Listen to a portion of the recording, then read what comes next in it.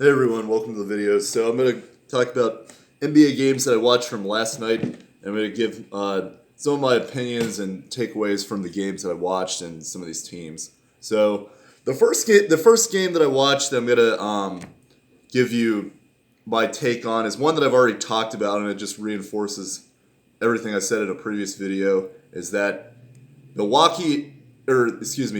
is a legit team. They need to be considered as an NBA title contender. Milwaukee is not a legit team, and they can be written off. And I had a previous video where I talked about this, but this game especially showed that because they're playing each other. First, I want to talk about Utah. Utah is so fun to watch. Their ball movement reminds me a lot of the San Antonio Spurs when they won the title in 2014. They have such great chemistry together, ball movement. Everybody's hitting their threes. They have a legit superstar on their team in Donovan Mitchell. A lot of people may not necessarily feel that way, but he has that competitive fire of somebody that you want as your superstar. They have great defensive stopper in the middle, Rudy Gobert. Maybe he's limited offensively, but for this team, he has a very important role. And I talked about this in a previous video. The other thing is that they have versatility throughout the lineup to shift players around in different positions. You can use Jordan Clarkson as your primary guard, but he could also play off the ball with Mitchell. You can use Derek Favors as a center to spare minutes for Gobert. You have guys like Joe Ingles who can also handle the ball, but they can also shoot along with Bogdanovich. Royce O'Neal is a great defensive stopper who's also developed a great jump shot. It's just the whole team is playing very well, and if they continue, to me, there's nothing showing that this streak is going to stop. So I see them finishing as a top 2 team in the West. I wouldn't be surprised if they won the West because they already got a good home field advantage with the altitude there. Very legit team. Depending on the matchups, I think they're a Western Conference Finals team. Milwaukee, on the other hand, I just don't see it. And the biggest reason is because they have not adapted at all under Mike Budenholzer for the last 2 years. This team, this is typical Mike Budenholzer. He goes to a team and he develops a team right away and makes them instant contenders. He did this with Atlanta. But it's like he doesn't know how to adapt from what has worked before. So when Milwaukee 2 years ago took the league by storm with all their using Giannis as the primary facilitator, surrounding him with 3-point shooters, and big guys like Brook Lopez who could shoot threes, which people didn't really know he could do that at the time. It surprised everybody, but now they've been figured out. They're now 16-10. They're looking like they're going to be probably the 3rd or 4th team in the East, and I think there's also it's looking like a possibility that they could face Toronto or Miami in the first round. And those are teams that beat them in the past because they were the first teams to figure out how to solve this Milwaukee offense.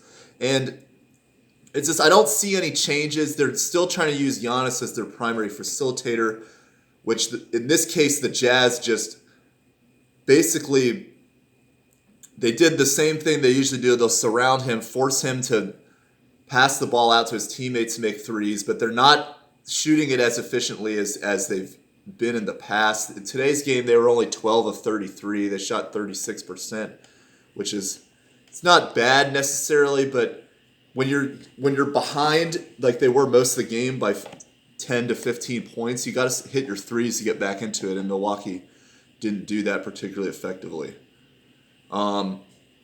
So I see Milwaukee potentially being a first-round exit this year.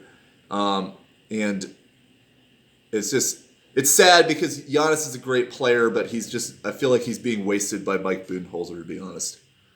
The other game I want to talk about, this is the game I spent the most time watching, Dallas and New Orleans. So I've talked a little bit about these teams as well. Dallas looked really good. I think a lot of people are forgetting that part of the reason they started out slow is because they had a lot of health issues. It's not necessarily that they're a bad team or that Luka needs help necessarily, but Kristaps Porzingis started out with an injury to start the season. He didn't necessarily, I think, adapt back into it, and because we kind of backed into form. We kind of saw this a little bit last year as well, where he started slow. But tonight, he had 36 points, 8 threes, 7 rebounds, and he's shooting he's shooting 13 of 21 for the game. So he's shooting. I can't do the rough math in my head right now, but it's probably about 60 to 70%. As the second option, Luka Doncic had 46 points, 12 assists, 8 rebounds. I mean, this is when they operate at their best, is when Porzingis can stretch the floor like he did, because what it did to New Orleans is it forced them to play small. They want to play with Steven Adams, Zion, bully teams inside, but they had to take Steven Adams out of the game because he wasn't able to defend Porzingis from 3. So when Dallas is operating this effectively, they are scary. And they've gotten some better defenders on this team to hopefully help this team have a better defensive presence. Hasn't necessarily worked too great so far, but when they're scoring 143 points a game, it's kind of hard for an opponent to outscore that. So we'll see how they do, but I think Dallas is fine. I see them getting themselves back into the top 6 of the playoff race. I'm not worried about them being a playoff team. For New Orleans, I've liked the progress of what they're doing. I mean, I think that they're trying to get more transition offense because they realize that's where they're more effective. Scion Williamson is just a monster. For somebody who's 6'6", he does not miss in the paint, which is just incredible. He was 14 of 15 today. He had 36 points. Just an incredible efficiency.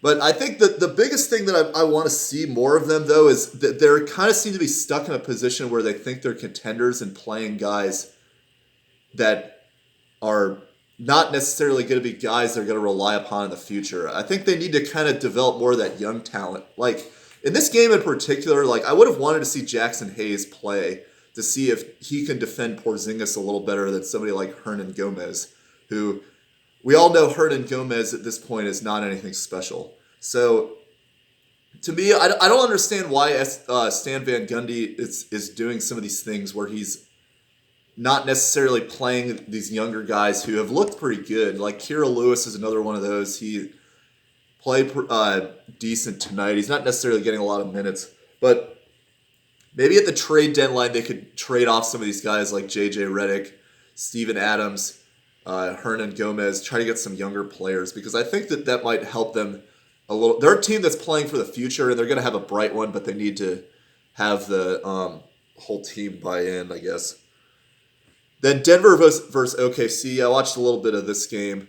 The biggest thing with Denver is they just need some perimeter defenders. They have they're kind of like Dallas, where they have a great offense, especially when Jamal Murray is playing well, which he didn't start off this game well, but he kind of got hot towards the end.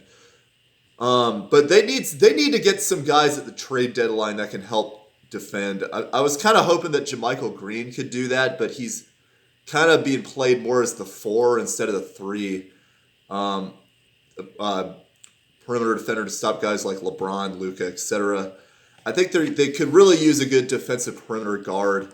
Somebody like Patrick Beverley would be great on this team, but he's not.